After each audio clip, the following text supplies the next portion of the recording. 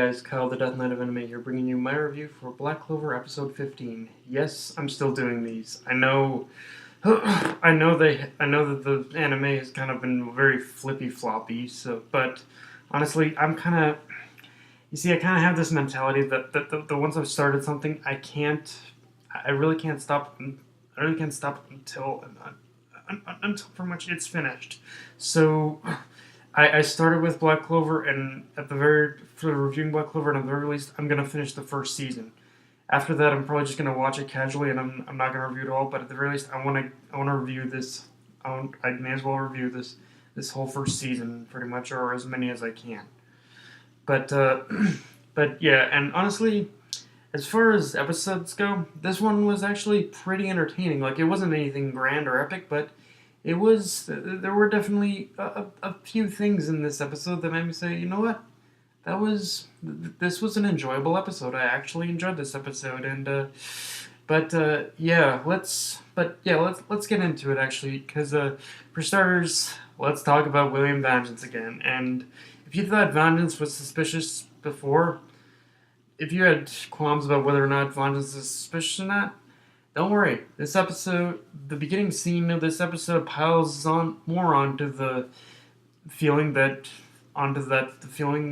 you can't trust Vengeance by showing us that he's trying to make as strong as possible. Meaning, honestly, like, to me, the way Vengeance was talking in this episode, it made me believe that he has that he definitely has plans for and not only that, but he also probably knows more about Yuno's grimoire than he's letting on. Honestly, like, that's definitely the feeling I got out of that beginning scene, is that Vengeance definitely knows more about Yuno's grimoire than he's definitely letting on. And it makes me think that one of these days he's probably doing this in order to get Yuno's grimoire to the peak of his power, and then when it's at its peak, he's probably going to steal the grimoire away from him and claim the grimoire as his own. I mean, I guess we haven't really gotten anything that says that the grimoire can be passed on, but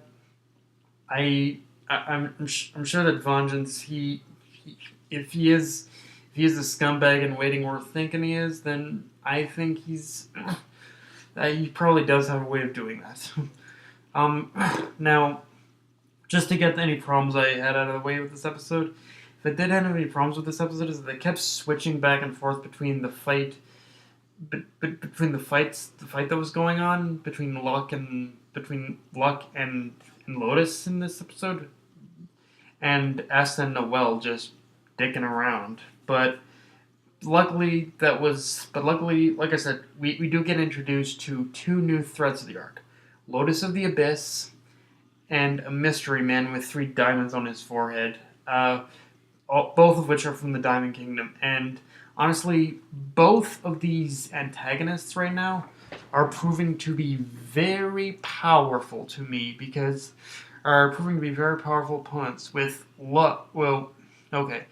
With Luck, when you see Luck, with Luck being paralyzed for the most part, or Mimosa was near impaled. And I like that because it shows that, yeah, the villains are not going to be fodder like they were in Fairy Tail. They are going to be a legitimate, or at the very least a competent challenge and threat to pretty much all of our protagonists in this arc. Now, it is still kind of up in the air how the fight between Lotus and Luck is going to go, because, as we see in the last parts of the episode, he manages to break the paralyzing witch.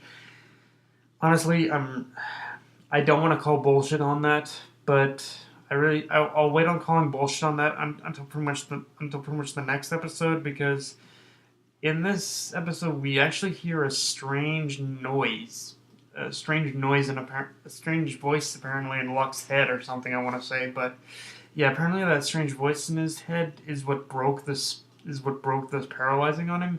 But it's one of those things where it's convenience, but it's one of those things where I don't want to call bullshit on it yet until pretty much the next episode, where I hope we get a bit of an explanation behind that or something.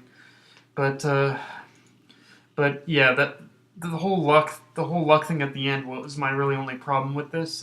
Was again, I guess a small minor problem, but other than that, like still both, but both Lotus and this new guy are proving to be very powerful enemies, and I definitely can't wait to just wait to see what else they can do.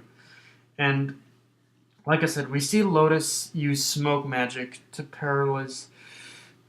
We see that Lotus has the power of smoke magic, which I really like. I really like the setup for basically his magic because his power if you think about it clear enough, is pretty much Asta's greatest weakness. Because if you think back to if you think back to that episode where we basically see Asta, we see Asta and Magna kind of fighting training. We see that when Asta sliced Magna's fireball, it did negate the attack, but it did also disperse it. And the same principle could be applied here as well, which is that Asta might be able to negate the smoke magic, but we also have to remember that if he does that, there is going to be a backdraft of him doing that where the smoke is probably going to disperse and affect everyone around him. So this is basically an opportunity in order for Asta to learn from in order for Asta to learn from pretty much that experience and take what he's learned and see if he can find a way to stop Lotus without actually affecting him. So yeah, without affecting any of his friends or comrades. So yeah, there's definitely a possibility for in order for us to develop here for sure. And I can't wait to see what he's gonna do, what Asta's gonna do with this knowledge. Um, uh, and I really like how there was an element of strategy to the fighting in this episode, with how Luck fell into Lotus's trap by fighting those fodder mages, while Lotus Lotus ended up casting his spell.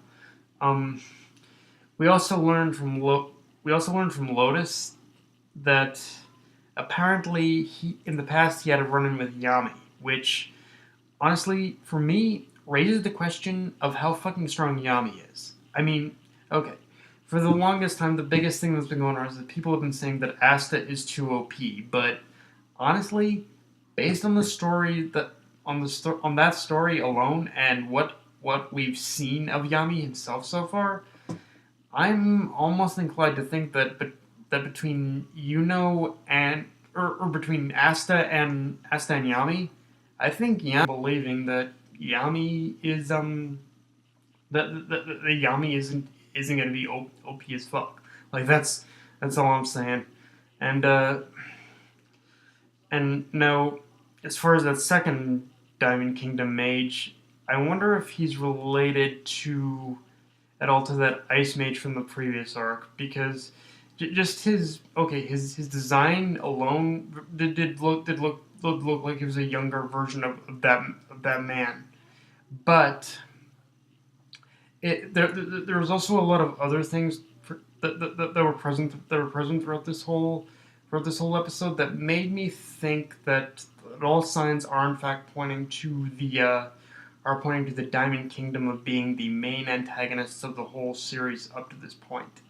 Because okay, there's first off that little hint that there might be a connection between the Ice Mage and this new guy, but on top of that, we also we also have a clear motivation in we also have a clear motivation for pretty much the Diamond Kingdom to be the main antagonist, which is that their whole which is that their kingdom is running out of resources, which would inevitably be a good which would inevitably be pretty much a good enough reason and a good enough setup in order for the Diamond Kingdom to invade Clover countless times. So yeah, Diamond Kingdom right now I'm pointing all my signs at them being the main antagonists of the series up for the rest of the series, honestly. Which honestly, if they have any more mages like these two, I'm all for it.